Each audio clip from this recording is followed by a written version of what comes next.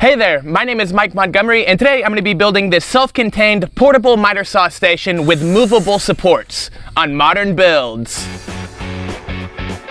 Everything I'm using is either 3/4 inch plywood or 3/4 inch MDF. I had one piece that was big enough to lay out all of my lines and cut to size to be my platform. This is what the miter saw and everything else is going to be attached to. This little miter saw from Ryobi is great. It's battery powered and it's perfect for cutting down 2x4s and trim. It would be great if you could just use a scrap piece of 2x4 for your outfeed support, but that's too short. I also tried 3 pieces of 3/4 inch plywood and that was about a 1/16 inch too short, so I swapped that out with one piece of 3/4 inch MDF, which is actually 3/4 of an inch. So that's what I'll be using to make all of my support blocks.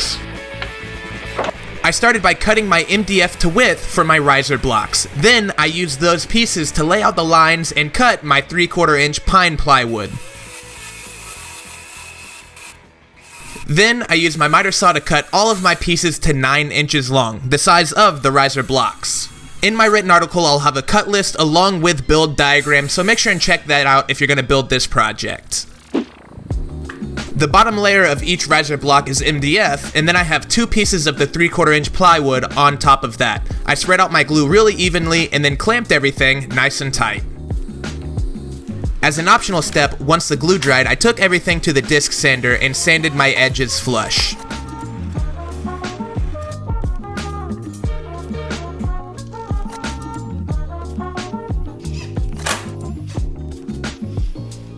I started by gluing down my 4-inch wide riser block, that's the one closest to the miter saw on each side.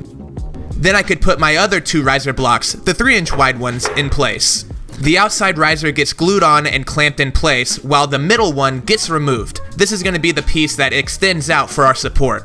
As you go, you want to make sure things are clamped square and that middle riser is always able to slide out, otherwise it won't be able to go back in once the glue is dried. Also, be sure to clean up that glue squeeze out. I measured and cut my 2 pieces for the fence wings in place. That way I knew they were a good fit. Then I used a framing square and put those wings in place so that I could drill through them and into each of my riser blocks. I used hammer-in insert nuts so that I could attach the fence to the riser blocks. I recommend threaded ones and I'll leave those linked below. After using a bigger drill bit to make the holes on the fence larger so that it's adjustable, I used a winged bolt to attach all of those pieces down. The inside and outside bolt hold the fence down and keep it square to the fence on the miter saw, and the middle bolt holds that middle riser in place so that it can't slide out. The last thing I've got to do is compensate for the 3/4 inch platform whenever I've got the risers out and I'm using them to support my piece.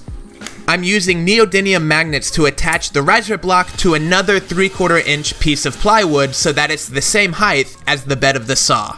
I only used 1 magnet in the center of each board. I recommend 2 magnets on each so that everything stays in place better. I also included a magnet on the back of the platform so that when that piece is not in use, it stows on the back of the saw and it's totally portable.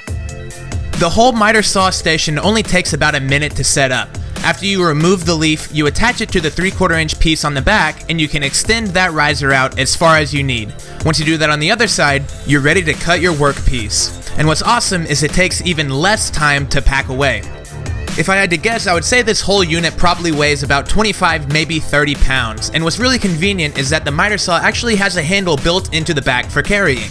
No sponsor for today's video, but I am going to plug my merch. That's right, did you know I had t-shirts, hats, mugs, even stickers, all at modernbuilds.com/store. If you're interested in picking up some cool gear and supporting this guy, I greatly appreciate it. Links will be in the description. Now back to the build. On all of the garage organization videos, I was cutting down all the 2x4s with this, and I really got tired of the 2x4s not being supported. Rather than just making a couple quick supports, I figured I would extend the fence and really do it right. If you guys enjoy these shop projects, make sure and hit that thumbs up and leave me a comment on what you would do differently or how you could improve this project. Once again, I really appreciate all the support and merch orders. Make sure and check out that link below. And if you're not already, make sure and follow me on Instagram. I'll have the build plans for this in the written article linked below. And don't forget, click that subscribe button so you can stay updated every time I post a new video. I'll have a couple shop projects pop up on the screen here. And until next time, this has been Modern Builds. Bye, everybody.